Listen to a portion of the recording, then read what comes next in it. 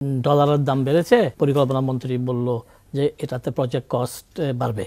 আরে আমার ক্লাসের ফার্স্ট ইয়ারের ছেলেরা তো এই কথা বলে, পরিকল্পনা মন্ত্রী তো এই কথা বলার দরকার নাই।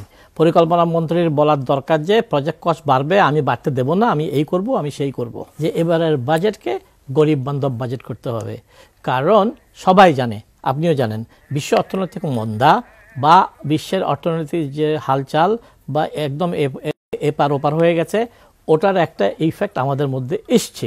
অধ্যাপক আহসানুল আলম পারভেজ, আপনার কাছে যেতে চাই। আমরা যেটি শিরোনাম রেখেছি, এবারের বাজেট আপনি জানেন যে আওয়ামী লীগ সরকারের টানা চতুর্থ মেয়াদে ক্ষমতা গ্রহণের প্রথম বাজেট হবে। এটি নতুন সরকারের প্রথম বাজেট আমরা বলতে পারছি না, এই জন্য যে সরকারটি নতুন হলেও ধারাবাহিক সরকারের এই যে বাজেট, এই 16তম বাজেট এই সরকারের যে টানা, আপনার কি মনে হয় যে এই বাজেটের সামনের যে কি চ্যালেঞ্জগুলো আছে সেটি উত্তরণের ক্ষেত্রে বিশেষ কোনো পদক্ষেপ থাকতে পারে কি?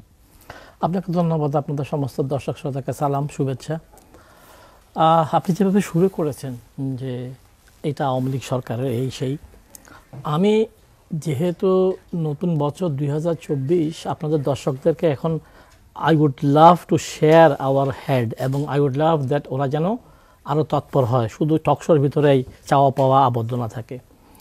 এবারও বাজেটে এই সরকারের আপনার গত কয়েকদিনের ঘোষণাগুলোকে, আপনার ডলারের দাম বেড়েছে, পরিকল্পনা মন্ত্রী বলল যে এটাতে প্রজেক্ট কস্ট বাড়বে।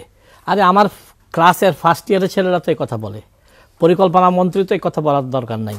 পরিকল্পনা মন্ত্রীর বলার দরকার যে প্রজেক্ট কস্ট বাড়বে, আমি বাড়তে দেব না, আমি এই করব, আমি সেই করব। সালমান ভাই বলে বসলো যে ডলারের দাম বেড়েছে, ইনফ্লেশন কমবে। তখন আমি বললাম যে সালমান ভাই আমার বয়সের অনেক বড়, 7-10 বছরের বড়, উনি ইকোনমিক্স ভুলে গেছেন যে টাকা ডিভ্যালুয়েশন হলো যে ইনফ্লেশন বাড়ে, উনি ঠিক কথাটাকে উল্টো বলছেন। আর বাজেটের কথা যখন আপনি আসছেন, যে বাজেট কিন্তু হাওয়া থেকে তৈরি হয় না, বাজেট আমলাদের মাথা থেকে, রাজনীতিবিদদের আকাঙ্ক্ষা থেকে বাজেট তৈরি হয়। সো আমি আপনার মাধ্যমে জনগণকে বলতে চাই যে আমাদের এখানে আমলাতন্ত্রের মধ্যেও তেমন কোনো পরিবর্তন আসেনি, রাজনীতিবিদদের মধ্যেও তেমন কোনো পরিবর্তন আসেনি। তাই এবছর এই বাজেটের মধ্যে কোনো নতুন সুখবর থাকবে এটা আশা করার আমার দুঃসাহস নাই।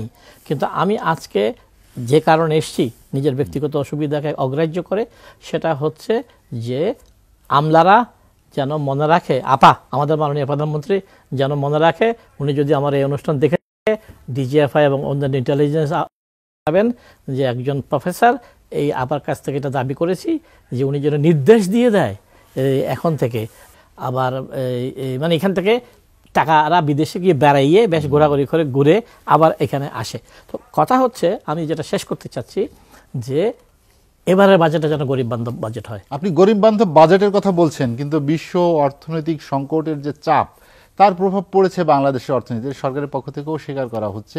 পাশাপাশি মূল্যস্ফীতি যেটি বললেন, যে সেই সময় আসলে গরিব বান্ধব বাজেট সরকারের হাতে আসলে কি সোর্স আছে যেটা দিয়ে এটি সম্ভব? আলবত আছে, এটার মধ্যে একটা সমন্বয় করা যায়।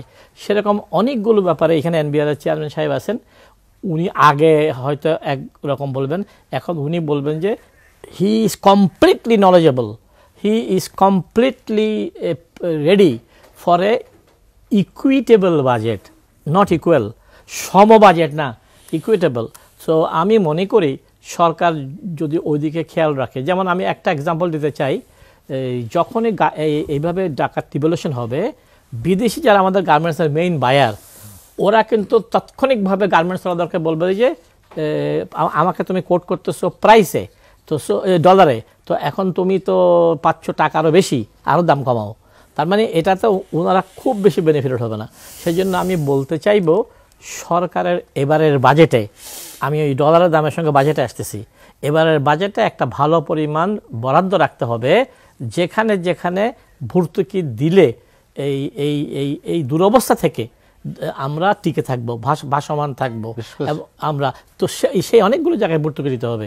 গার্মেন্টস ইজ ওয়ান, কারণ আমাদের balance of payment is always disbalanced.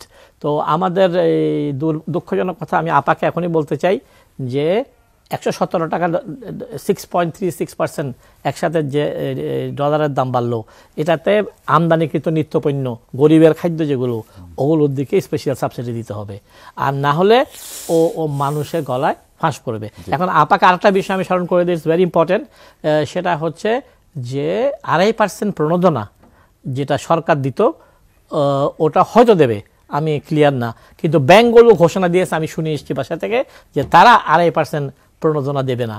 তাহলে কি হলো, যে যাহাই 52 তাহাই 53। তো এই ধরনের জিনিসগুলো আগামী বাজেটে ফাইন অ্যাডজাস্টমেন্ট করবে, এইটুকুই বলবো।